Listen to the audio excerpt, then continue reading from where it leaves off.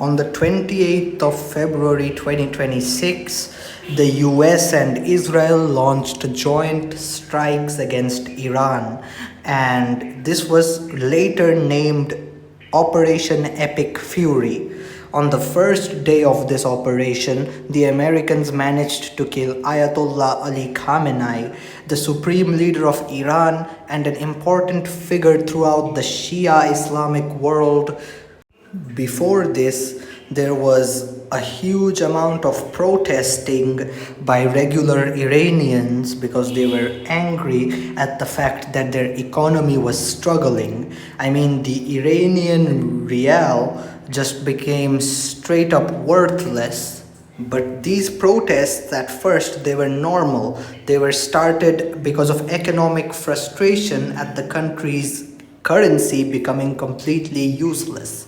But as the protests progressed, they became hijacked by Mossad and CIA, and basically they started inciting anti-regime content and anti-regime slogans at these protests, and what started as economic protests became regime change protests.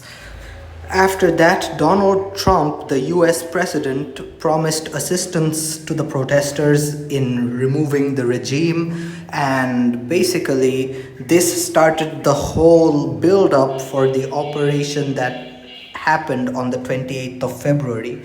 The build up started from mid January, around the 13th, and concluded with the US and Israel jointly striking Iran and killing the supreme leader on the 28th. They also bombed a girls' school where basically there were many girls there, 6 to 12-year-old girls. 180 of them died in that attack. It was carried out by a US Tomahawk missile.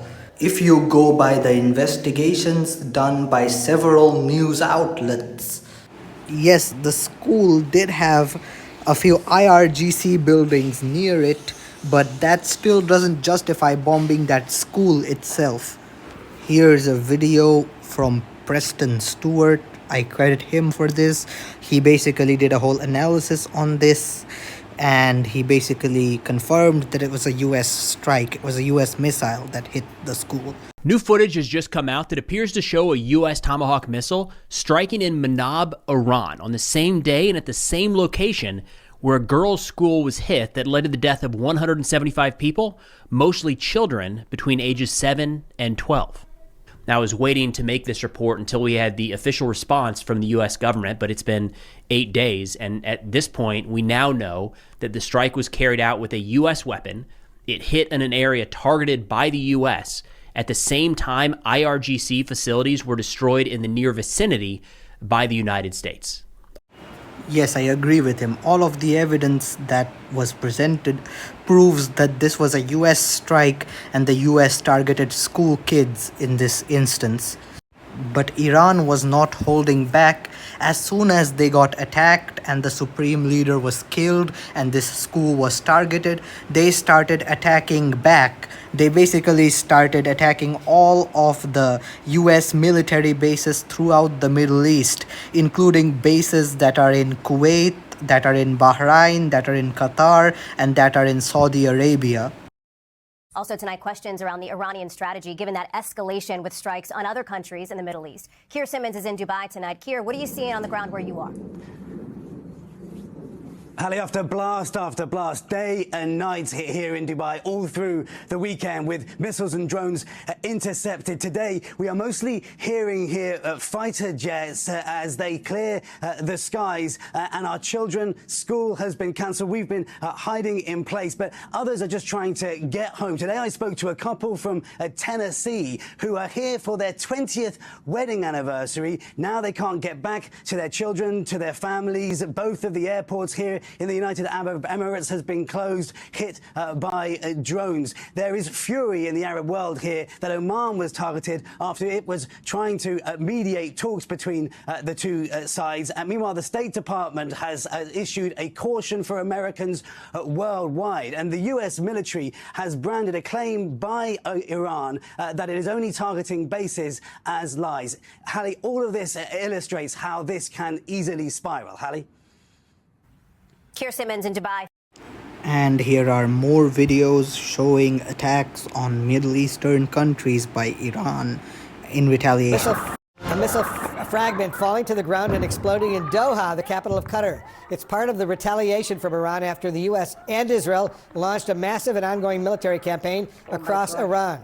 U.S. embassies across the region are now telling Americans to shelter in place, and just in, the State Department is now urging all U.S. citizens in Lebanon to get out while commercial options are still available. Let's go live right now to CNN's Paula Hancock, who's joining us from Abu Dhabi. Paula, you and your teams are hearing new explosions where you are all the time, right? Yes, Wolf, there was another wave of incoming missiles, or at least we heard the blasts of what we assume to be the interceptions by the defense here in the UAE. This has been happening for hours now, so we're certainly seeing no let-up in the retaliation from Iran. We've heard from the Ministry of Defense here in Abu Dhabi saying that they have been intercepting missiles. They also say that one person has been killed by falling debris after an interception. We've seen images of smoke near the Al Dhafra base here in Abu Dhabi as well, so potentially not all of those missiles were intercepted, but we're certainly seeing no let-up in this retaliation. We've seen it as well in Doha, in Qatar. They just recently had another wave of incoming missiles. Officials there saying that they are intercepting them as they come in. There are shelter-in-place orders across the Gulf nations. Airspace has been closed, we know, in Bahrain, where the US Navy's Fifth Fleet is based, that they have been targeted as well. And the same in Kuwait. We have heard reports in Jordan as well. There is anger as well as concern amongst these Gulf nations that they have become targets themselves. Many of them had said... Yeah, basically many of these Middle Eastern countries had told the US that they couldn't use those bases for attacks against Iran, but they still got targeted by Iran because Iran had said before, if it gets attacked, it will attack all of the Middle Eastern bases of the US. And Iran also attacked the oil production sites, basically the oil and gas production sites of these Middle Eastern countries. That's where most of them get their wealth from, so it's a huge attack, and UAE lost most of its tourism because of these attacks. So Iran is dragging the entire region into this war because it got attacked and it had threatened to do so, and now it's basically acting on the threat. They have also blocked the Strait of Hormuz, which is an important strait. It's a narrow pathway where basically most of the oil of the world, 20% of the world's oil supply goes through here, as well as gas supplies.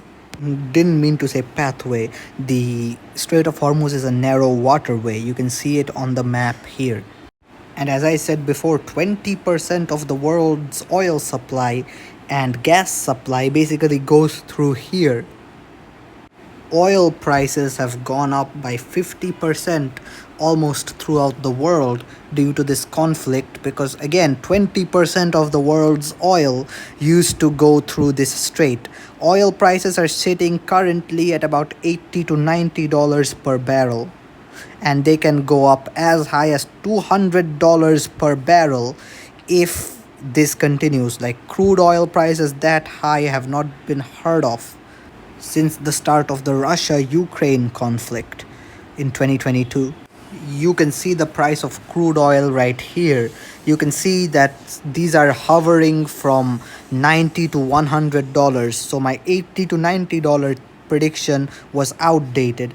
Here is the true price here. It's hovering from $90 to $112. Imagine paying $112 for a single barrel of oil. So that's where the conflict sits right now. It's impacting global trade in an amazingly bad way. It's literally hurting global trade more than anything else right now. I hope both countries reconcile, otherwise we won't have good oil prices ever again. And as for who is winning, well, basically on the operational side, the US and Israel are winning.